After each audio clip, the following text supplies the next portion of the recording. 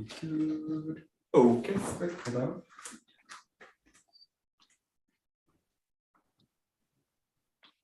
Right. Right. Onegaishimasu. Good. So before we get, we'll use the seita exercise to kind of loosen the spine off, and then we'll follow Keith, and we'll look at some addiction training. So you can blame him. It's a hard. Oh, thanks. Send your complaints to Keith. Don't encourage him. So.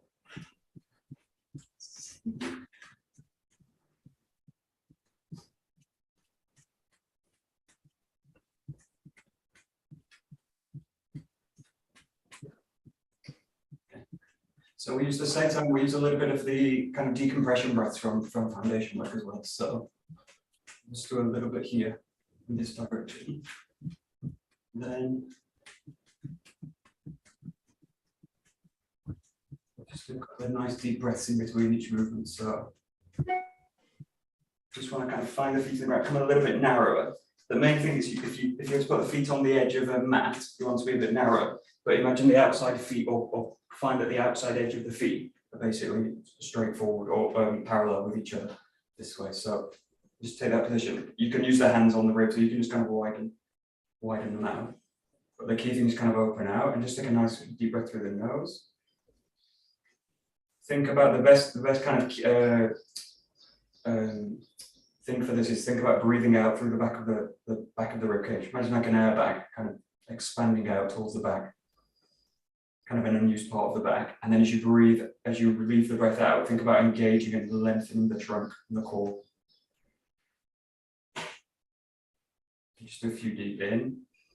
Expand the back of the rib cage towards the back wall or the outside space. And then as you breathe out, engaging, tightening the core, lengthening up.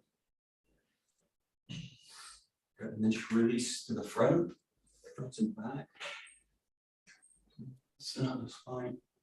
Mainly work your shoulders and the upper spine.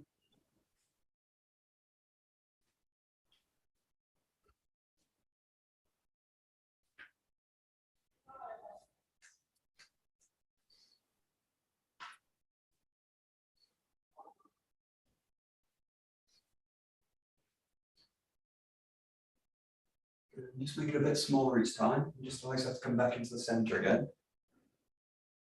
Just find that same position, just lengthen through, just expanding the ribs. Nice couple of deep breaths. Again, open, expanding the breath to the back. And the other good image here is if you breathe out, imagine the belly basically pulling away from the pants, basically like, or trousers if you're posh English. Breathe in. And breathe out. You can kind of pulling the abdomen towards the core of the body. And one more.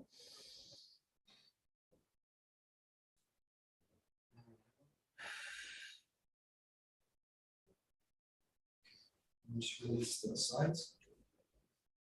And really think about opening the ribcage up. So opening out both sides, but obviously more on the side that's opening out and over.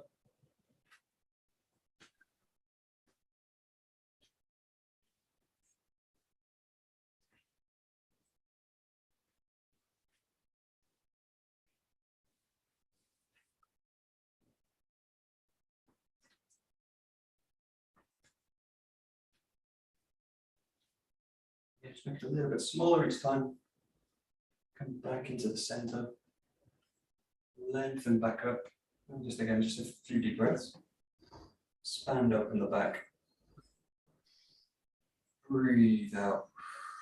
Pull the chest along all the time. Think about also stretching out the elbows as well, a little bit away from each other.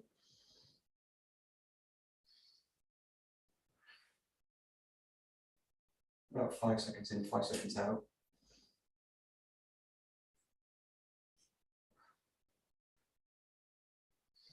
Settling the breath back down, just take it to a rotation.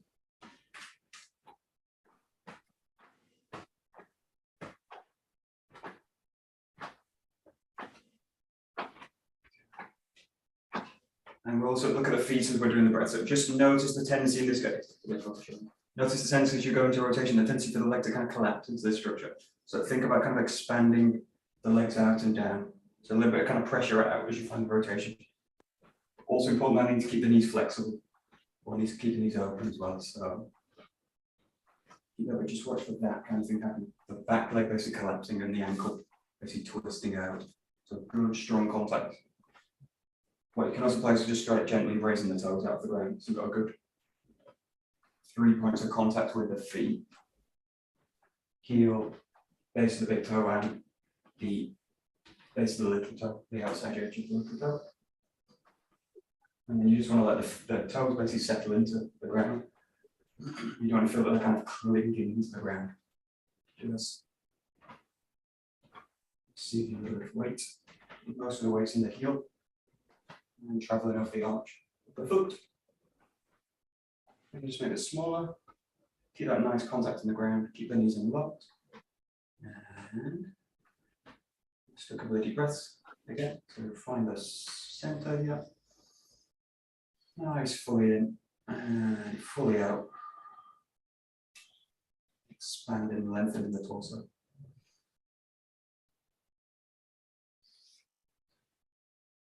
Keep that nice contact with the ground. Feel the feet are really plugged into the ground. And out. Now take it to a wave, or basically an opening movement and a closing movement. And really focusing here on the pelvis basically. So that feeling really folding or chopping the hips in and then letting them really open out. So there's a kind of wave motion. Just pay attention, a special focus to the hips as you do it on the pelvis.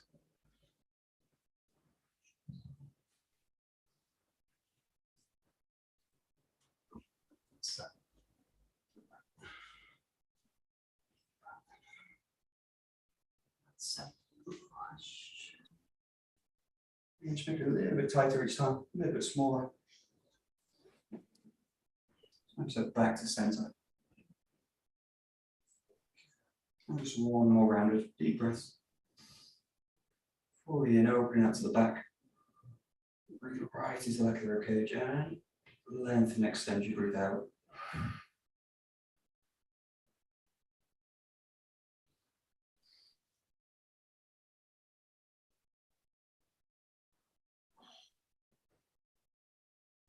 And one last breath.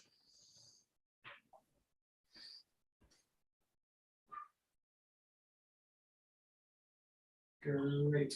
Okay, so we're taking practice. We'll start with kind of asymmetrical position. So you want about a walking stance with the feet, and the outside edge of the feet are kind of parallel. If I'll just put the camera down a little bit. If you can, see if you can point the feet or point the toes in this case, especially in the back foot, a little bit towards the front foot. So you've got the feet a little bit like, rather than that, you've got a slight that position. So the slight kind of inward rotation. The feeling of this, like you're pulling the legs towards the center. So it's not just the turn of the foot, it's something that comes from the hip. So sometimes in Aikido we do this position where we're kind of closing the hips. This is that kind of sense that you're closing the legs from the hips. You're kind of squeezing them together. So it's quite a short stance here. And what I want you to think about is the first few here, just lengthen up through the knees, through the back of the knees. Yeah, pull the hips up long, and then just play with just opening the knees and just letting the weight just elastically bounce into the ground. So just a few times. You can keep that breath nice and big as well if you want, but lengthen up through the back of the legs, and then just release into it. So you want this kind of springiness in the legs and the knees, but you also want to feel really grounded as well. So our quality we're always looking for in the weapon work or in the taijutsu. Just lengthen up and drop the weight down. Now, the key thing with this we do, especially for foundation work, is that the knees don't travel forward of the heel. So just allow the knee to basically sit back into the heel, basically. Okay. And then we'll just practice a few here, just hinging over. So you're just going to take the weight, chop the hips here, and just take the trunk of the body forward, as if you're trying to bring the torso to the front leg without bending the knee at all. So no bending the knee, just purely a torso movement. And just pull the body forwards, pull the body back. You can either keep the hands on the hips, you can put it on the center, really wherever you feel that you get that motion, really just initiating the hip down and pulling the body forwards. And pull, the important thing here is also pulling the body back with the hip.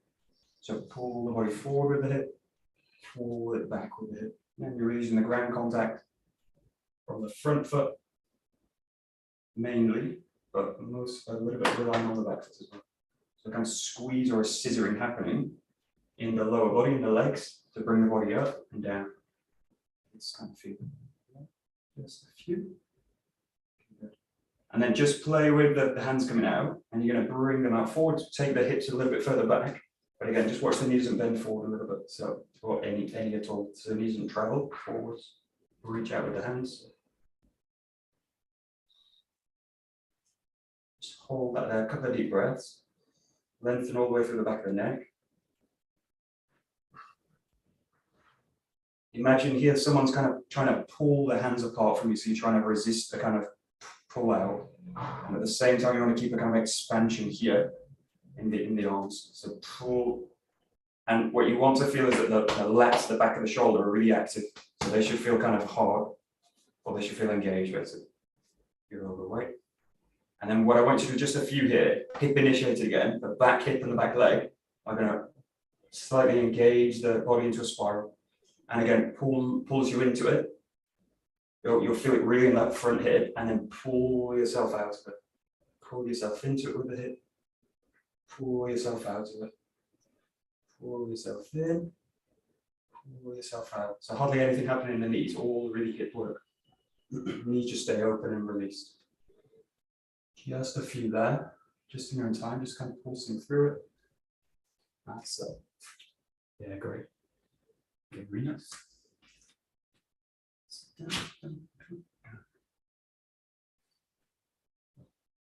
And then from that, keeping that position in the front, you're keeping the weight in the front here, just increase that rotation here and start to pull the body up. A little bit like a kind of golf swing. One up, pull the hands up, but keep the weight forward on that front leg. So there's not so much weight on the back foot. Most of it's on that front leg. And you're really spiraling up all the way up through the body. Keep the head long, back long, all the way up to the top. A couple of deep breaths. And slowly pull yourself to the center. Pull yourself back. And we'll do the same on the other side. So again, just find a kind of natural step. Might feel a little bit more comfortable going a bit wider, but just try and keep a similar kind of step. Again, the feet, let the toes just gently point inward. That. And then same thing we did before, just lengthen up through the back of the knees, lengthen all the way up. And then just allow the knees to kind of release and receive the body down. Keeping the chest long. Release up, pull up, and then release down. Settle into the feet, pull up, settle into the feet. And again, keeping the knee back of the heel, that's it. Pull up, settle down. Pull up, settle down. And the same thing we did before, just hinging forwards. Let the thigh come towards that front leg. Or the body go towards the thigh. Just a few, just kind of pull the body up. Pull the body back. Imagine you've got or imagine with this having a kind of heavy backpack on the back. Kind of hinge forward, and then I want to kind of pull the body up with the legs. Right, this and this. So try and keep the back facing long. Pressure in the feet. So you're kind of training the body to kind of scissor the legs and pull the body back up, basically. That kind of posterior chain at the back of the legs and spine. Pulls you up and down. Just a few. And just to challenge that a little bit, you're going to hinge forward a little bit more. Pull the hips a little bit back. Don't let the knee go forward. Reach forward with the fingertips. Again, just gently, imagine someone gently trying to pull the hands apart this way. And you're just slightly resisting it. With the aim not to kind of increase tension, but to really engage the lats underneath the shoulders. And if you come to us, just lean a little bit more forward, extend a little bit, reach a little bit more, pull the hips back a little bit more. Keep the knees released. As we did before, just start to hinge from the back hip, hinge into the hip, and just you can either hold that there or you can slightly pulse your way into it, in and out of it.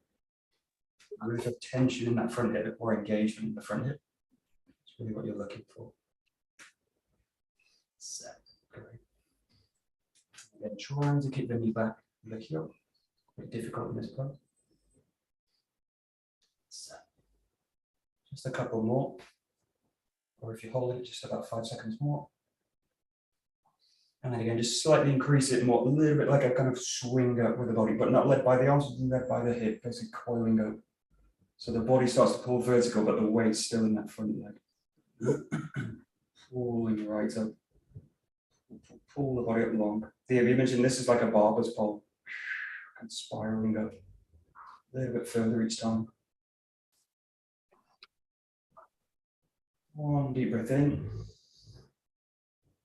As you release it, slowly pull back to center, keep that extension length, and just pull yourself back out. And just shake out the legs a little bit. Release the hips. Okay. And then those are really asymmetrical poses. We'll look at one that's symmetrical, which is the classic kind of founder, but we'll do a slightly wide leg version. So yeah, find a little bit about double shoulder width in this case. About double shoulder. Let the inside edges of the feet slightly point forward, or slightly in, gently this way. So it's not really, it's not a squat, in this case it's a hip hinge. So just start as we did here, just basically hinging the hips back, initiate the hinge, and just let the arms gently come forward, and then just pull the body forward. So that image, we're looking at this more and also it's feeling as if you kind of got a rope and you're kind of pulling the body up with it. So it's like you reach out for a rope and you pull the body up with it. So it's really like glute engaged through it, or butt muscles engaged. Hinge back and fire yourself up and forwards. Up and forwards. Again, not so much movement happening in the knees. All really coming from the hips. And the engagement with the ground with the feet.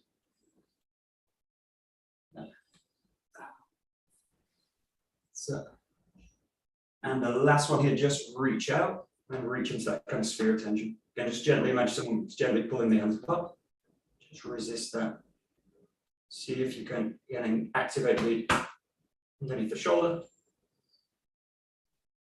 Pull the neck long. And as you breathe out, just gently start as if someone's pulling the arms forwards, and allow the hips just gently pull back as well at the same time.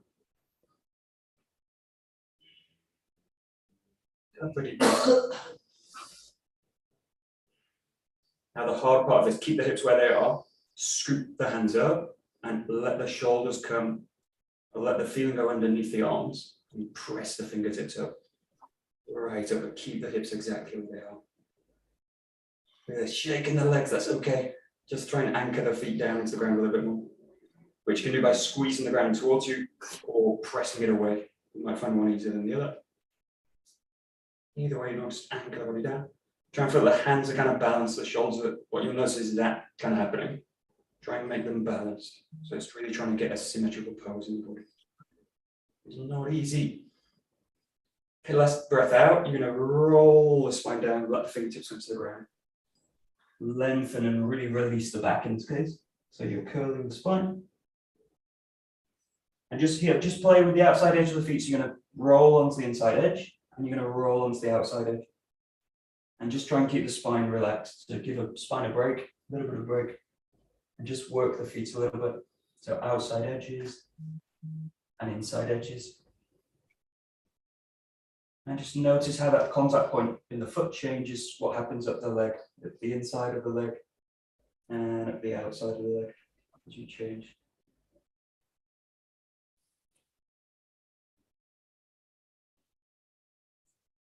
Great.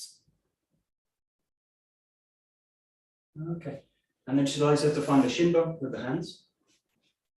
And re-engage the back nice and long. Again, find that nice strong contact point with the ground. Feel the glutes engage, and then pull the chest up with that contact with the ground. Pull all the way up. And just walk the feet back. And just loosen that a little bit again.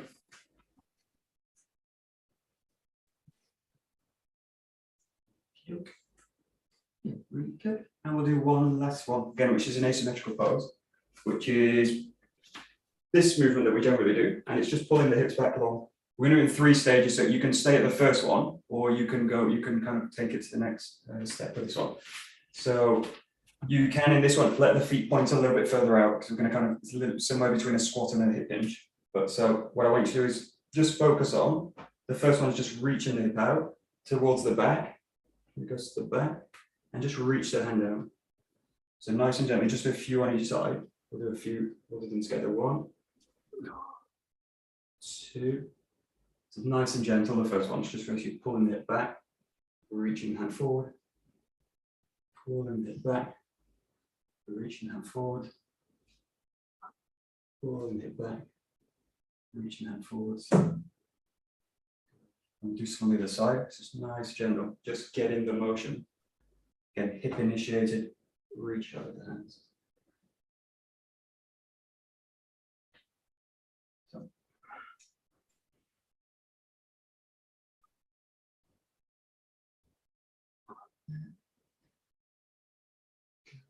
If you're comfortable with that, stick with that, and we'll do a set of 3 in this case. But now you're going to take it to, you're going to hinge the hip back this way and reach out and bring the arm into this position. So only just reaching out in any way. Think about rolling the arm up underneath. So as you come out of it, roll up and think about kind of squeezing the back of the shoulder forwards this way. Get a slight kind of tension in the shoulder here, but from the underneath. Really connecting it through the back, and pull yourself out. Roll through. Pull yourself out. Pull yourself in. Pull yourself out. And we'll do the other side. So again, you can keep to it, just kind of reaching out with it. Or in this case, this is kind of 𝗔𝗞𝗞𝗠𝗨𝗦𝗨 with the palm. Pulling the palm out. Pulling the hip. I really feel that the hand and the hip are really pulling away from each other. Same time, feet are really trying to anchor all the body into the ground. Into the ground. Okay, one last one here. And if that's you kind of feels okay, you can stick with that one. The next one we'll do is basically reaching down back with the hip and reaching down towards the ground with the fingers. So you can kind of shoot the hands down. And you're going to go a little bit deeper with the hips in this case. So don't reach for the ground with it, but spread the hip back, lower the hip, and then the hand should just kind of place it. So we'll do the same side. Again, we've got 3 options in this case. You can do a kind of shallow movement, just pulling the hip and hand. You can go a little bit deeper, pull the arm up long and underneath. Or in this case, hinge a little bit more, reach down to the ground. Just choose the one that feels enough. We'll do one more here. Good. And then we'll go to the other side. Hinge back, in this case, really lower, lengthen through the hip. Just touch with the fingertips. Try and pull yourself in and out again. So it's very easy to kind of really rush the last movement. Really pull yourself up and out of the ground. Okay, just a couple more.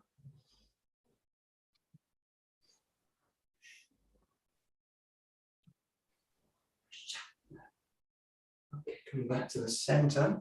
Okay, we'll just do one last with the fan, so just a nice open position. Going to open up the back with the fingertips. Opening the chest. Nice deep breath in. Anchor yourself in the ground. Going to reach the hands forward, a little bit pulling the hip back, a little bit higher than we did before. So the hands just about level with the chest and the heart. Hold it back, a couple of deep breaths.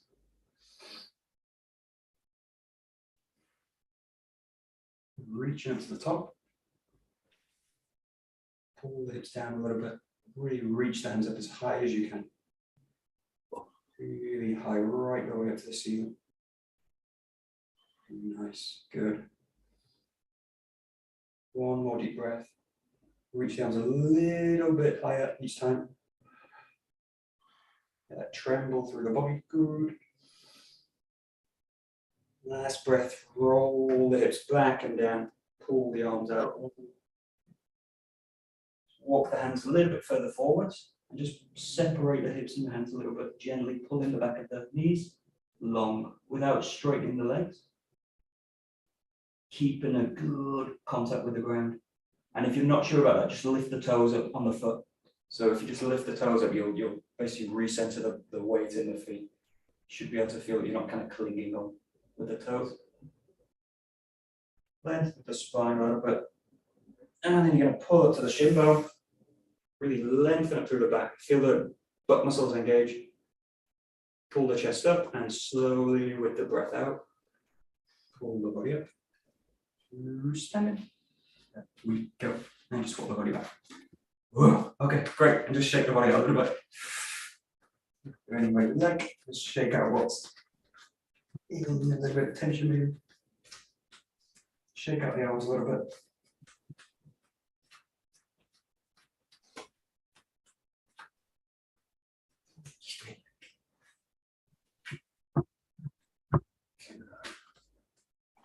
Actually, a little bit for the hands, just reaching out fingertips.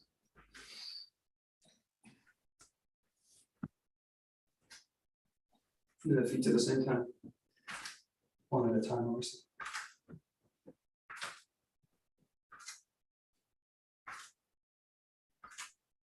And making fists, try and curl the toe at the same time. You're gripping something, try and pick it up off the ground.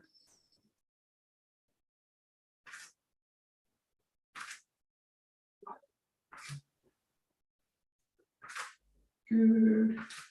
And shake the neck.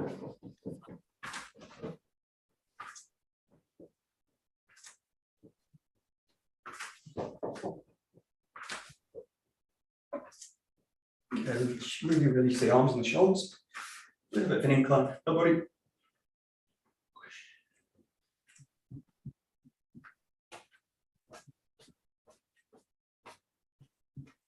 Stick into the whole body.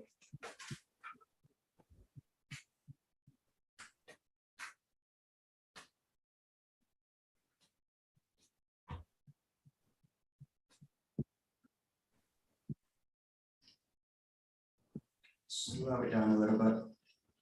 Bring yourself into the center, let the breath settle.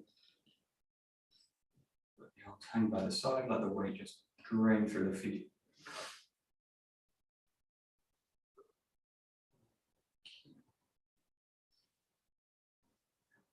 Very good. Okay, we will do Bokken.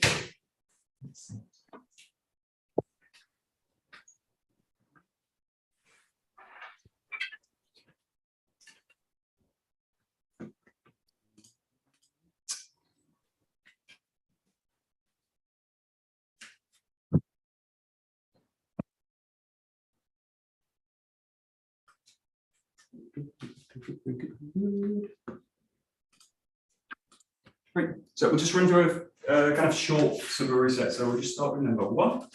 It's coming from here. Nice big movement. Find the spine and reach in. So just make it one movement. Now we'll pause at the spine. Just find it and engage and cut. The only pause in this case is with the cut. Pause at the end and release and release.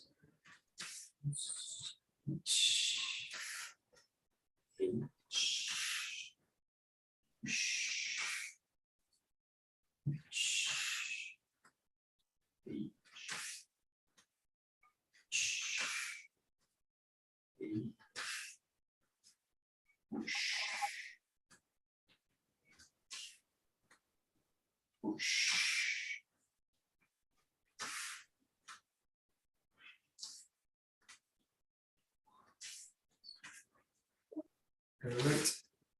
Good. Just your time. See ya.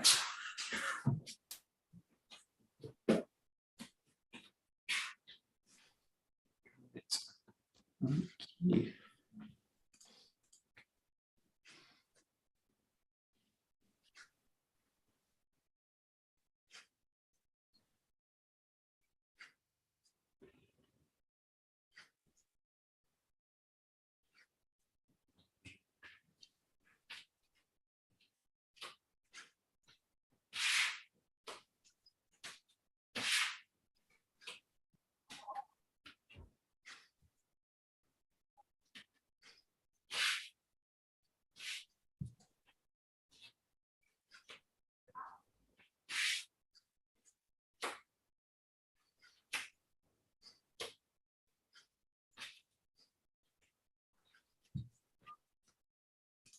Okay. Good. Okay. So we talk a lot about sinking and draining down, and the opposite side of that, obviously, sinking is what is it? Floating, right? Sinking, floating, right? So think of it. You think we talk about raising the sword and then sinking the hip, but think about floating the sword up, and that means also the hips are going to have a floating kind of quality as well. So everything in the body is basically going to go into a kind of float. It's not that I drift off the ground and I kind of floating is the wrong word. Let me think, but floating is the right word for now. So float. Rise. Say again. Right. Yeah. Rise. Yeah. Rise. Yeah. There's something there. Yeah. There's another word, but anyway. You basically we'll stick with float. The sword floats, right? But the problem with this is I don't want to push the body up off the ground like this. But imagine that you become light basically. So there's a kind of light quality in the body. Imagine it's when you jump, you want to become light. So if you're able to engage the body in a jump, you don't want to be heavy, right? I want to be light, and then I want to be heavy. So there's a kind of, there's a lightness in the room. Anyway, floating's okay. Floating's good. Float up and then sink the hip down. So what you want to do is make a really clear contrast between this. What I don't do is like sink. Everything's crushed down. Have a sense that you actually float the sword up. So it's got a lightness to it, and then the weight basically comes back into the cut. If you think about like a crane or something like this, where you drop a weight and then you raise, the thing raises, you're basically you're countering the weight down, boom, and you're letting that weight raise this way, right this way, and then the weight's going to go boom, drop back into the sword. So there should be a moment where the sword feels weightless. Weightless is the best word. You're kind of weightless, but the sword's weightless, and then the weight goes into it. Floating. Yeah.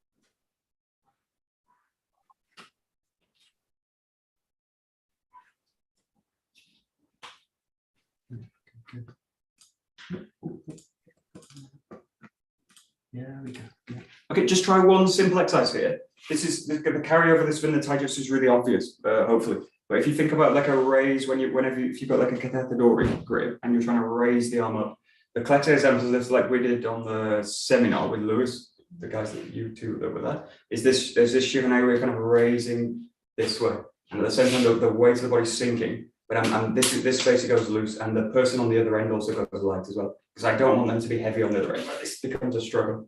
So just play with this. You can use the Bokken for this, but just kind of make a contact point on the wrist here, and slightly press into it with it. So you've got a gentle pressure. Now feel the difference between I kind of raise the arm or the hand here and try and lift it, or I kind of connect the back into the arm, and then I kind of sink the weight down and I get underneath it basically. So it's the difference between trying to raise it at the end point of the contact and actually trying to raise from below this way, so that all the weight of the body is underneath. We do this all, if you think about Marotadori, actually any technique, we're usually using some kind of dynamic on this. But I get underneath it, and then rather than try and raise the hand, I'm trying to get this kind of chain underneath, which allows you to raise the person on the other end. In this case, the Bokken. But just feel that kind of weight there, and that's a struggle, and that's really easy. Just kind of raise it up that way. Let's see, let's do that.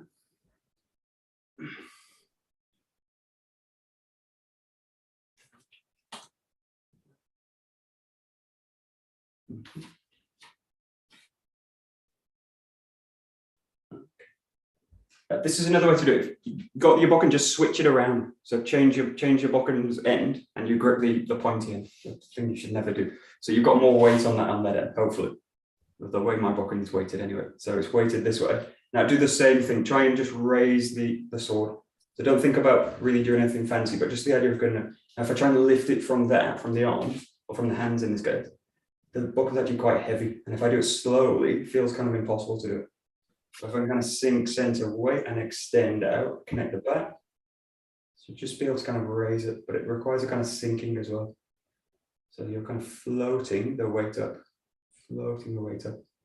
This is where lifting the sword is not a good analogy, because we go to like weightlifting, which is we're trying to isolate the arms from the body. Well, good weightlifting isn't. Our image of weightlifting is not a great one. So yeah. That's it. That's it.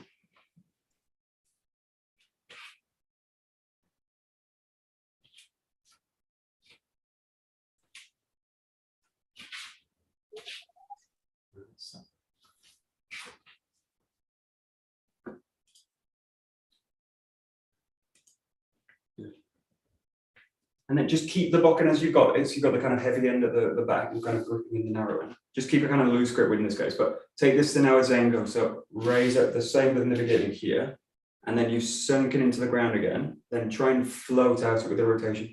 So you're using that raise now, and again that's sinking down, centered, raise and sink, raise and sink.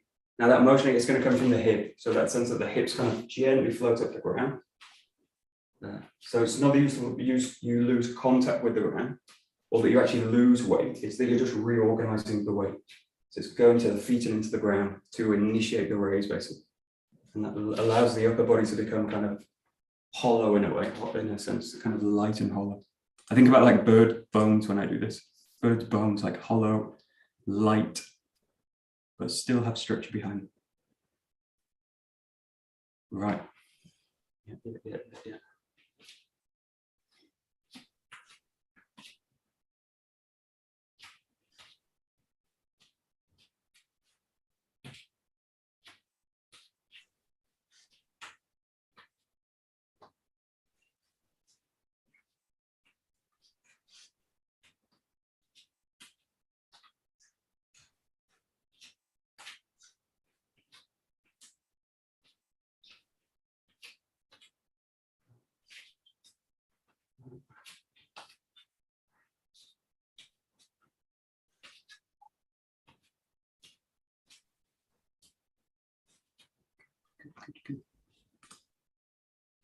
Okay, good. And then just take the Bokken to its normal way, the right way with the Bokken.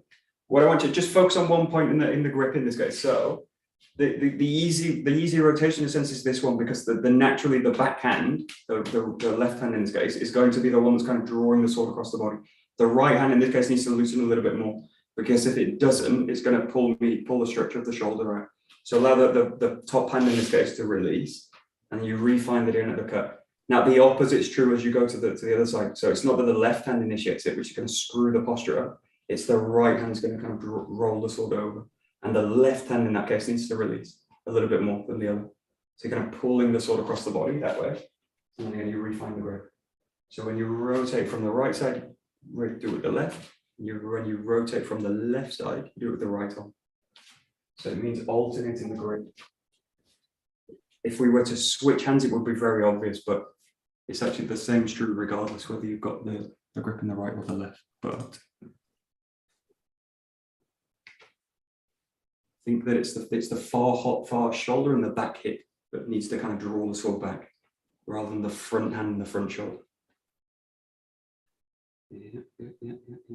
Front hip, front shoulder, front hip, front shoulder, back hip, back shoulder.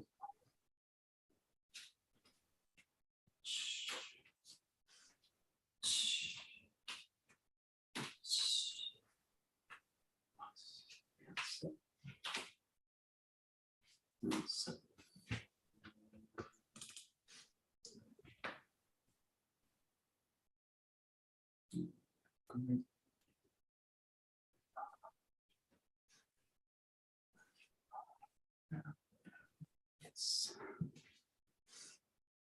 Yeah.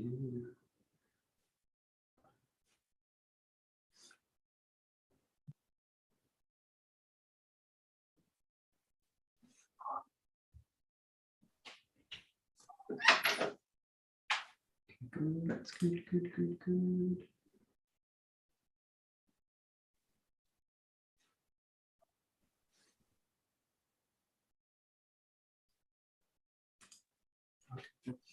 And then just a few more here, just focus on one thing, which is that really the settling part. So we'll go back to the settling part in this case. So the floating is really important, obviously, but without the settling, there's no contrast in terms of movement. So everything becomes basically floaty and floppy over. So as you do this, really get the sense that you really engage the hip into the ground. And then as you release, that feeling's actually contrasted with that when I sink that weight down into the foot. So that lightness will actually come from the contrast that I've settled and sunk the weight. Settle and sink the weight and then release it. So it basically means the hips are going to engage all the way into the curve. This is really exaggerated, but feel that the hips actually really enter into the ground here. And then you release them. And then you settle them again with the curve. So just make a really, really clear contrast with the settling. Nice.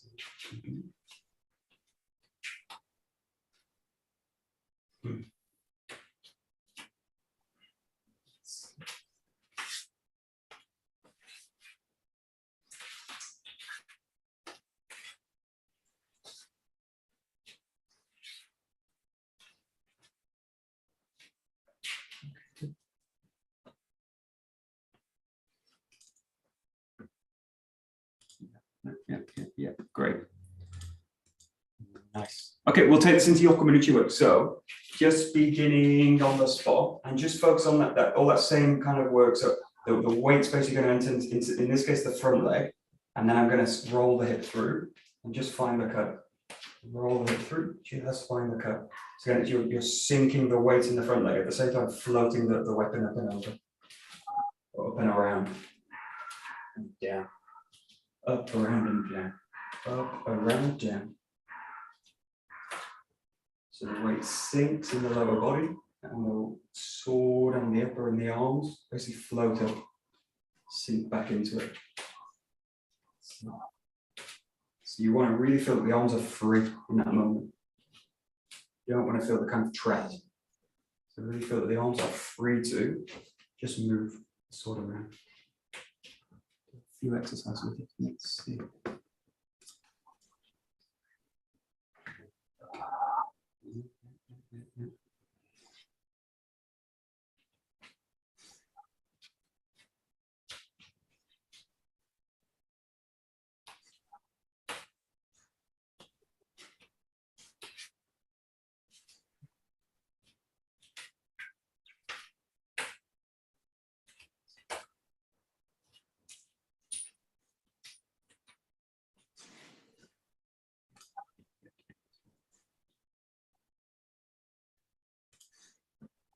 Okay, good.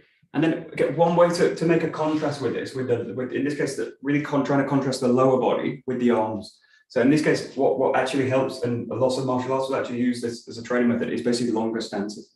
If you do karate, you do horse stance, you do longer stances, especially if you do Shotokan karate, but these long, deep stances. And the idea is to basically free the torso and allow you to be able to inject that power from the ground through the arms. So the moment what tends to happen in a short stance is the arms become the dominating thing, and I'm kind of floating on the ground. These deep postures are a way to do that. So it's not the way we do it all the time, but it just allows us to take a little bit of a deeper posture. Now, come into the position here, but the key with this is don't go into this posture, where the back leg's kind of straight. This is no good for us in any sense, because we always want to be working with the knees and lower. So it's just a little bit deeper. Now, feel that as you go through that the center of gravity doesn't necessarily kind of pull up from the ground. It will raise a little bit as you go into this stance, and it will sink a little bit as you go down, but just allows that to be a little bit deeper in the stance. We do actually use this posture. If you think about going low with the cut, I basically need to take a wider posture because I need the legs to be more open as you do it. So this would naturally go towards a lower cut, but just play with it a little bit. Try and keep it within a range of a basic 𝘥𝘰𝘦𝘢𝗆. It's just a little bit wider than normal. I feel a little bit strange in the beginning. It's going to slightly affect the path of the sword, but just to really make a contrast between the leg work and the arm work. And generally, the deeper stance I'm working in, the more the arms can start to free up. But yeah, it's a kind of training aid to do it, not necessarily a good way to use the body in a yeah, that's it, Adrian. Yeah. And the deeper you can, the deeper you can go and feel comfortable, that's actually the better. Yeah, exactly. Yeah, that's tricky. So, but think about it, we also in the system. If you think about it, we were doing the 31 the other day. We actually do this in the system. We don't do it as a training aid in terms of generally. But so if you think about the 31, we come here. This is a really low, wide posture. This is a low, wide posture for the body. So we are practicing it. It's within the system. It's just in this case, slightly playing with it a little bit more in the basic. So if you can, you've got a soft ground and you want to, just also feel that you can really also take it into the ground. That was really bad. Take it into the ground. But that feeling of actually the whole weight goes into the ground here. And then you raise up out and then you sink in and down. Really quite a tricky movement to do to basically drop the hips in through an arm. But it basically just means making everything deeper, wider. But it will really, well, one, it will work the legs a lot, which is what you want. And the other, it will really, really focus on balance as well. So,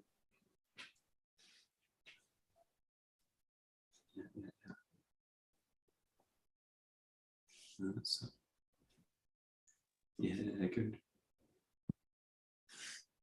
Yeah, tricky. Adrian, watch out. Good. Good. Let's see. Whoosh.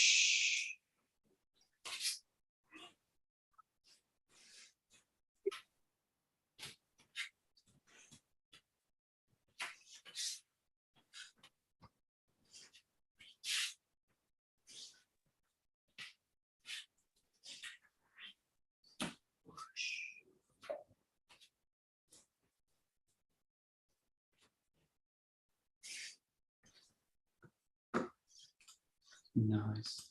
Okay, perfect. We'll take to the number 7. So this is basically where you're using that kind of light quality, and you're rather than taking it into a raise, you're taking it into that kind of spiraling motion. So again, you're using this the feeling of the sinking here to release and then spiral it forward this way. Yeah, so just working with a number 7. Kind of any version you like of it, but you're basically in this case working with a yokomen and then let the weight roll through. So rather than using the weight to float the sword up, you're using it to find that spiral that way. So yokomen and then release it into that ski. And I really need the arms to be quite light.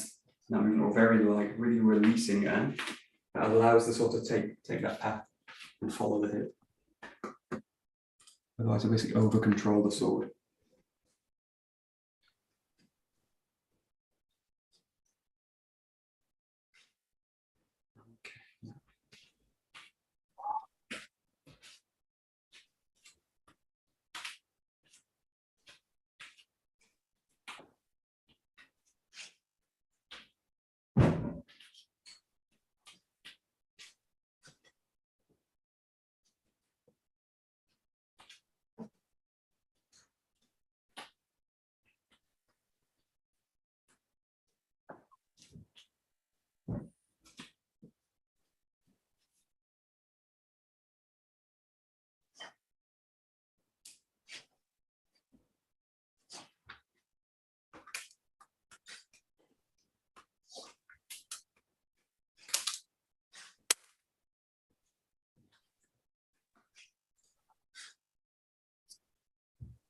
Yeah, good. So it's useful to think about connection in this case. So if you think about a band or anything like this that's connected, but usually when we start with Aikido, we think about like connections where it's very tight, everything's kind of taut. And then if I move down it, it's basically got like a 1-to-1 ratio in a sense. This moves that, this moves that, this moves that. The problem where we start is like we're like this, floppy, and nothing's actually connected, and all the energy gets dissipated everywhere, and nothing's actually focused. So, but what you want to, once you've got like that connection, and it's quite strong, try and feel that you can actually release it a little bit. So within the movement, you're going from like a taut connection to something that's a little bit more elastic. Now you want to feel that you've got that ability to kind of snap the connection in. So it's still got a flexibility to it, and that the connection doesn't basically become, I can't do with this because it won't let me, but it doesn't become rigid like that. It doesn't become really too taut, and I basically never release that tension. This is called rigidity, basically. Rigidity, connection through rigidity, which is really not useful for movement practice in a sense. But just look at that as you do it. It's basically, I've got that tension in the old. There's not no tension, so there's not like total relaxation, and then boom, but you do release the structure through it. So it's release, and then you refine it.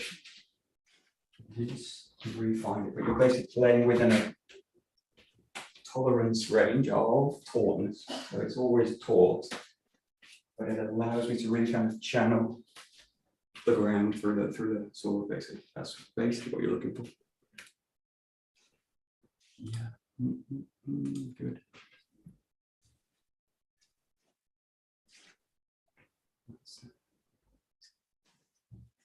Yeah, nice.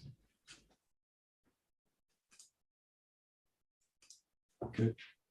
And the last couple of minutes, just play with the 𝘥𝘠𝘠𝑚𝑝𝗜𝗠𝗠 and the 𝘠𝑰, and just play a little bit with it in a free way. So really cutting in, thrusting in.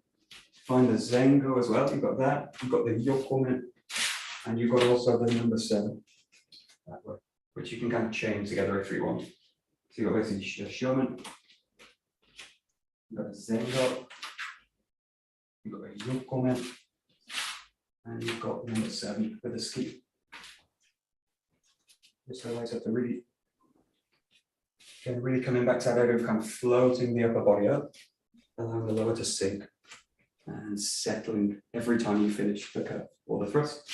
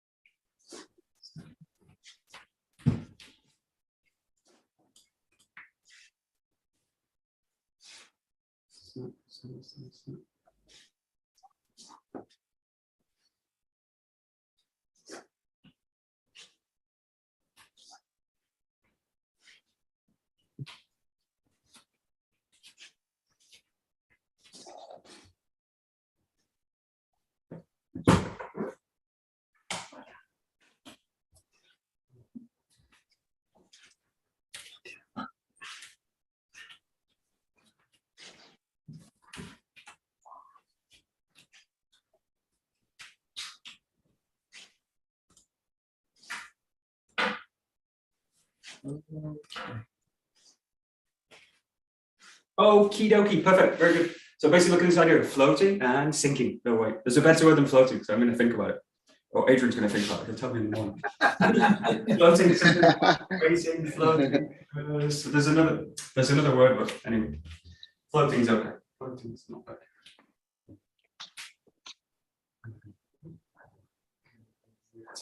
Okay. どうもありがとうございました。どうもありがとうございました。Great.